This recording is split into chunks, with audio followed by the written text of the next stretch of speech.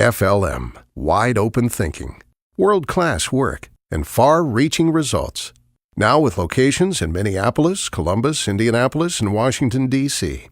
A strategic marketing and communications company dedicated to serving clients who specialize in the business of agriculture and the life of rural communities.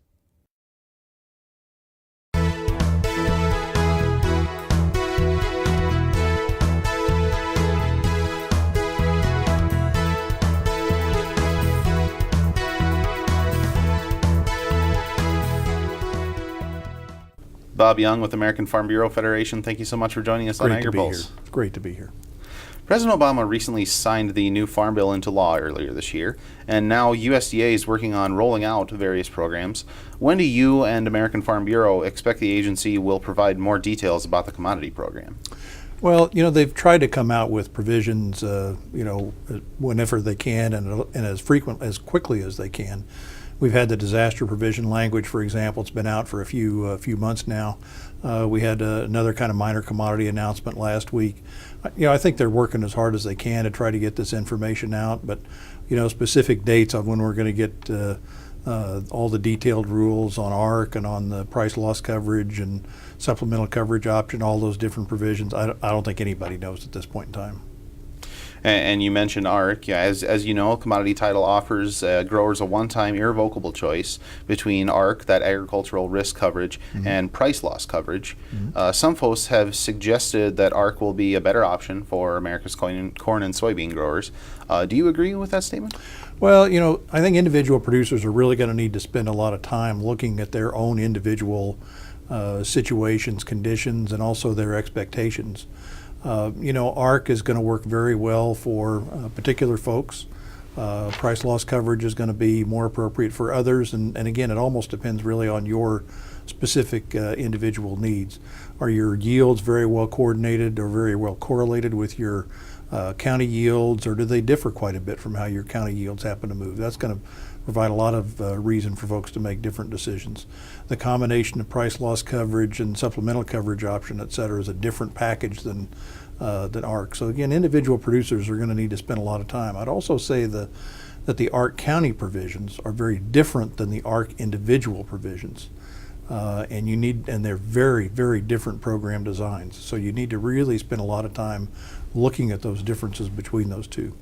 My strong expectations is we're going to have lots of information come out from a variety of different land grant colleges and universities just very shortly after the USDA makes their announcements, and folks are going to need to spend time with those decision tools and really spend a lot of time working through those.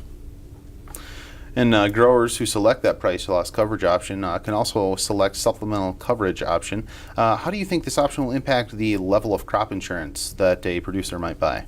Well, again, I think if a producer's yield is very well coordinated or very well correlated with their county yields, then the expectation may well be to, let's buy more SCO coverage and then not buy quite as much individual crop insurance coverage. That might very well be a decision that folks will want to make. So it might drive down the level of protection that an individual might think they need to buy on the individual coverage side of the question.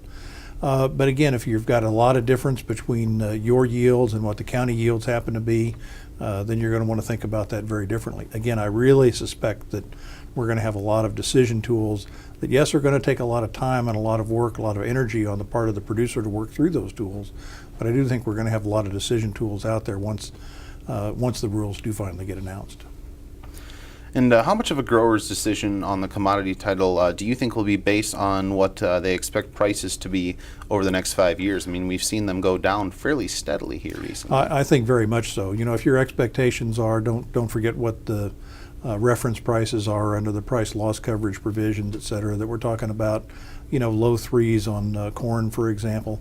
If we were to talk, if your expectation are that we're going to talk about corn prices in your area getting down well below those levels, then yeah, you probably want to think about price loss coverage, because the ARC coverage protection levels will slide as those price levels move down. It's a 5-year moving average after all. So again, yes, it is going to depend very much on what your expectations are as to prices moving forward, as to which one of these options you're going to want to take. And what can a producer be doing right now to prepare themselves to make a decision like this later in the year? Well, I would again, as I say, I'd be out on some of those college and universities, those extension websites, et cetera, doing some poking around. Illinois would certainly be a good site to go to. Missouri, Texas A&M would be sites that I'd think about going to and working through those numbers. That there are some decision tools that are beginning to show up out there. Certainly some pieces out there on how these programs are put together and how they work, and to begin to think about your operation and, again, what option you might begin to think and begin to form your ideas around what's going to be best for you.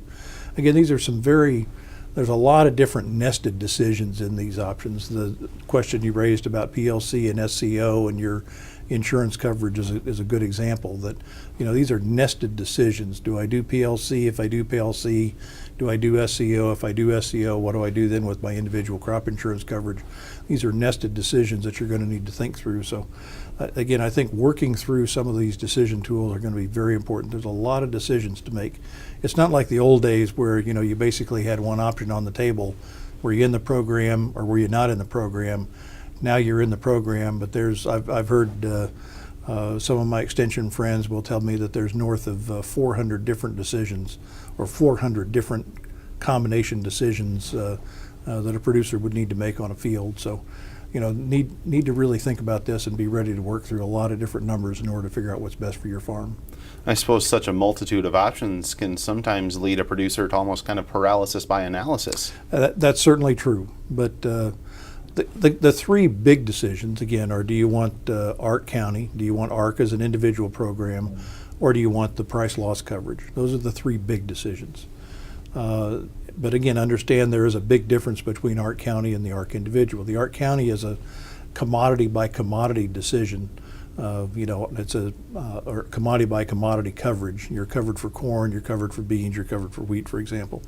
The ARC individual, though, you're covered for your entire farm. So you can have a loss on one particular crop, not have a loss on the other crop, and have the average of those two end up putting you in a mode where there would not be a payment.